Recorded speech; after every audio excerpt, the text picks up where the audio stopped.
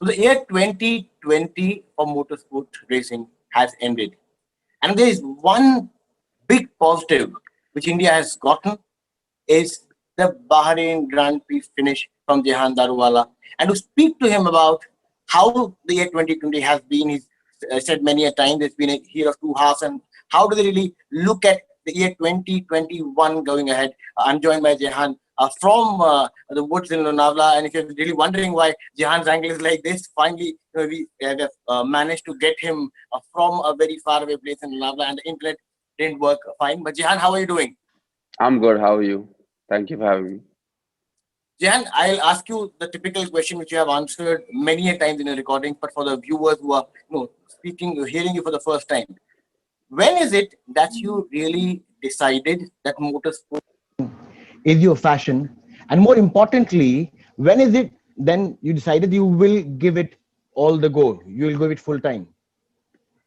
When I was already 10 years old, then at the time, I thought motorsport is my passion. I always had a passion for speed.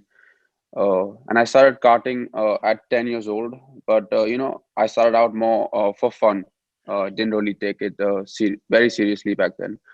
And then when I finished in the top three in the 1 in a billion hunt, that was the first time where I took the call with my parents that this is something I want to pursue and take up seriously. So, we made the decision that I would move to a boarding school in England because that's where, all my racing would take place. So, yeah, I made the call at 13 that I want to pursue this as my career and decided to go away from home and pursue my career abroad. So walk me through the family support which has been, because you come from a family where you have a settled business and the son decides to race high speed cars in high race circuits. How did that go through? Yeah, my family, parents, my whole family has been a big support towards me, especially, my parents, my sister, my grandmother, So it's been a huge support system for them. They've been for me, since I was young. They always supported me, no matter if I was winning or losing. My family was always there for me. So, that was the most important thing about for me about the sport. I mean, as long as they're there to support me, no matter what, it's the most important thing for me. Do you still get scared on the weekends when you really get into that car? Yeah, I would say a little bit of nerves. I wouldn't say scared. Maybe my mom gets a little bit scared. I think she does a lot of praying, but yeah, I think my dad gets a bit nervous and my sister as well. So I think it's normal to get nervous, but I don't think any of them are really too scared.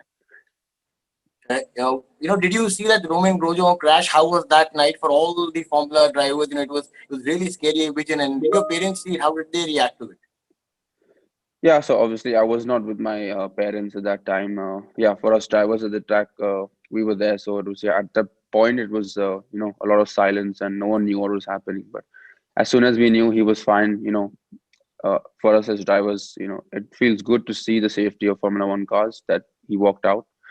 But I think it's harder for the parents to watch. So yeah, I think yeah, my mom for like a couple of hours was obviously very shaken, but yeah, she was also fine very much after.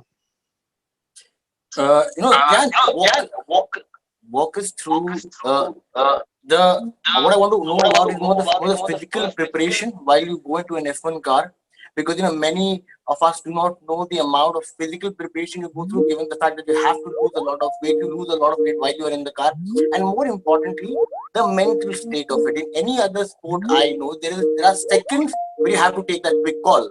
There only that second is volley, that's run that ball. In your case, you are really driving at high speed for laps and laps with somebody speaking to you on your earphone, and you're really operating all those buttons. How does the practice go? On the physical side of things, yeah, racing is very physical. Obviously, it's different to other sports in terms of where it's a lot of it on our neck with the G forces we pull on our shoulders and on the core. So those are the main places that us drivers have to work on, especially physically. So we spend a lot of hours in the gym to get fit and get ready for racing. This year with the pandemic has been a bit different because we've had to work from home and adjust stuff from home. So yeah, I wouldn't say it's been ideal, but we've made the best of the situation.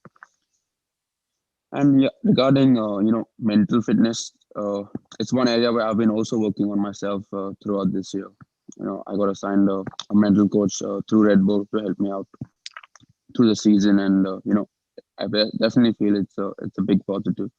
You have someone to talk to and go back to, like you said, we have to think and act in milliseconds. So everything needs to become subconscious because we don't really have too much time to think. Now let's talk about the Bahrain Grand Prix. At what moment did you started realizing that you can really go for the full boundary? This was very exciting from the start itself. I started on the front row, fell back to third in the first few laps, and I was saving my tires in the first few laps, and I got past Mick Schumacher, got to second, and then it was a very exciting race. From then I was a lot of laps fighting with Daniel Ticktum, and he did a very good job in defending, and you know, finally I bided my time and I got by him with I think 8 or 9 laps to go. So then my plan was to really focus on myself, not make any mistakes, and try to pull away. So it wasn't an easy race at all, and even at the last lap, I had to keep pushing to make sure I keep the gap up and don't make any mistakes. And to finally cross the flag and to win my first Formula 2 race felt very good. So you've had a season of two halves, as you've been saying, Jan. The first half wasn't that good. The second half, you started getting the momentum, and finally, you really hit the full bounty. How will you explain your season to all of us? I said a season of 2 halves. The first half, for various reasons, wasn't ideal. Mainly, I always had bad starts, and having not good starts always puts you on the back foot, especially in racing. There's not too much time to recover, and throughout the year, I've been working hard with the team, and our starts have been getting better and better. And a couple of changes here and there, and small things in racing make a big difference. And from basically Mugello onwards, the season has been getting better and better. And to finish with a podium and then a win is the best way for me to round off a season. How do you see the second season now? Because you've been a challenger in the first season. Is it time to be the champion now? How do you really look at the F2 season two for you? For next year is obviously to fight for the championship in Formula 2. A top three in the championship will also be a good result. But at the end of the day, we're all racing drivers and we all want to win. So that will be my main focus. Now, speaking about obviously the journey ahead, we've had you'll have the F2. Couple of your colleagues this time obviously has really graduated from the F2 to F1. Uh, how long do you see this journey now? What's your mental target to really? It's a tough race. Only 20 best drivers really get in, but you have been really proving the world that you're there for that seat. That's a good question. But for me, this time, hopefully this time next year, I would like to be in frame for a Formula One seat, and that will be my target over next year to build on that. And hopefully, if we talk this time next year, it'll hopefully be in time for a Formula One drive. And who's your favorite team? I know you obviously you drive for Red Bull Junior, but who's your favorite team at this point of time? If given a choice to go, which vehicle would you like to drive? Being part of the Red Bull Junior program is a big privilege for me. So Yeah. my goal in the future is to drive for Red Bull. So obviously the step up is through Alpha Tauri. So uh, my goal is to perform well in F2 next year and have a seat at Alpha Tauri in 2022. No, speak to us about we keep saying that we've seen glitches and we've seen hints and sparks of Indian drivers doing well in the Formula race. Now, one speak to us about the process about if say a common man today, if a young boy really wants to take that up as a passion, what is the way forward? How do you really go to end up becoming a professional motorsport racing driver and earn a bread out of it? Like any other sport, it's quite important, I think, to start off young. You know, I started off at 9 or 10, but even that's even considered late in Europe. They start at like 4 or 5 years old. And obviously I'm from Mumbai, so that's the main place where I know of how to get things started. I started off with with Raymond Banerjee. He handles driver racing, and now he also works at Indy Karting in Rodala. I know he has a school there. He trains young talents and nurtures them. So for me, he saw like that talent and that spark in me, and told me that this is something you can build on, and go ahead. It's really hard to plan out a racing career 5, 6, 7 years in advance. So the best thing is to do is just do it step by step. Would be my opinion. Obviously, if you're from Mumbai, then Rayo is a great person, and he has an eye for talent. So if you're interested in motorsport, uh, he's a great person who can nurture you and build you up through the ranks to take you where you would want. Jan, let me talk to you about this. F1 is a very different sport when it comes to any other sport. In any other sport, in tennis, you cannot blame the racket after a amount of time. But in your case, the equipment is as good, if not more, more important than the driver itself. Do you see with the new F1 guidelines will be coming in and the 2020 cars will be coming in, there will be a much more level playing ground for all the teams? I think that is the focus from the FIA. They're trying to make things more equal for everyone. So hopefully in 2022 that becomes the case. I think it's clear to see like in a championship like Formula 3 and Formula 2, where all the equipment is pretty much the same, and the racing becomes very good to watch, and a lot of excitement is there. So I think for Formula One, it would be great for things to close up and really show which drivers are the best, and not the cars. Jan, let me know.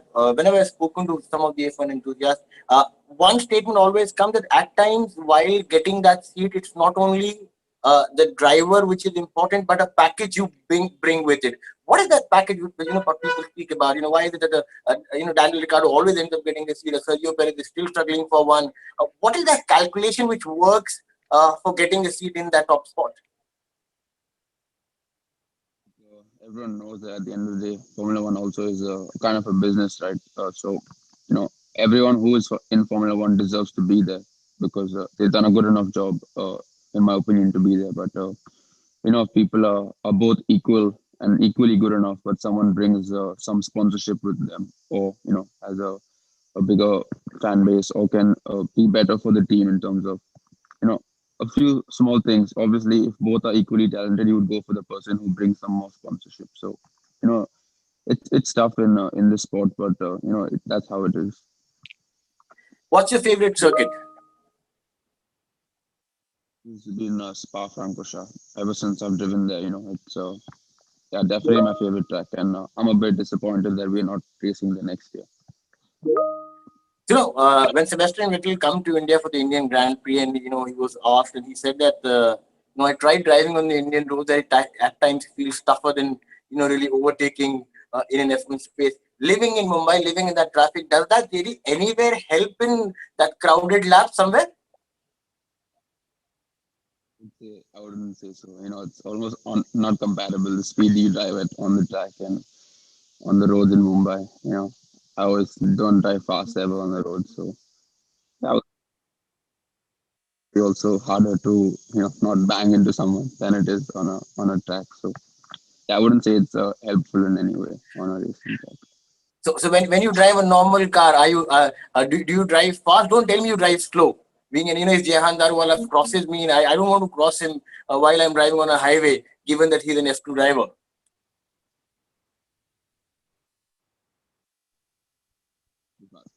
I just drive safely. It's the most important thing.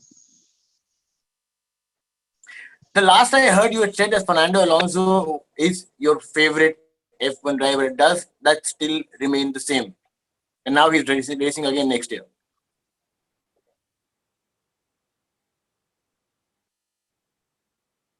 He obviously hasn't been racing the last year, a couple of years. So, actually, the last few years I've been supporting more the younger talents who've got into F1. Especially Lando because he was my friend, or he is my friend, and also like Charles, Max, George, all these people, Alex, who have come from Formula Two in the last previous years and doing well in Formula One. Is obviously very good to see. So, a lot of support always towards them. Who, according to you, will break Lewis Hamilton's record?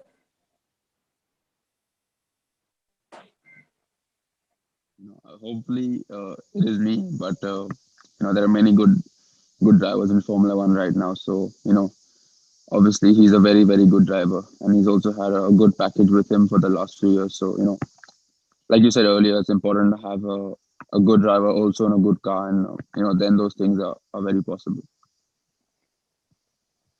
So any bet on the current league of drivers? Max has been doing really well. Leclerc has shown George again in that Mercedes that day for almost a few laps, showed us that he can be on the pole position. For anyone in the current generations to beat his records, it's huge in terms of numbers. I think like it's 5 seasons almost worth of pole positions and 5 seasons almost worth of wins. So those are some huge numbers. So I think all respect to Lewis. He's been the best of this generation, especially for the last few years. And I think it'll be hard for anyone to beat his record. What is the level of conversation which ends up happening between the junior teams, F2 teams, and the F1 teams? Is there a lot of interaction, technology sharing, or the learning which goes between the drivers or the technology people? One team as such, but if you're part of a junior program like I am at Red Bull, then we get to go to the Formula One factory. We get to use the simulator to prepare for the weekend. So small we get to do. But this year, unfortunately, with like I said, the pandemic, we've been in separate bubbles even at the track. So there's no interaction at all between the F2 and the F1 people. Last question from my side. Give me the 2021 predictions for yourself and F1 as well.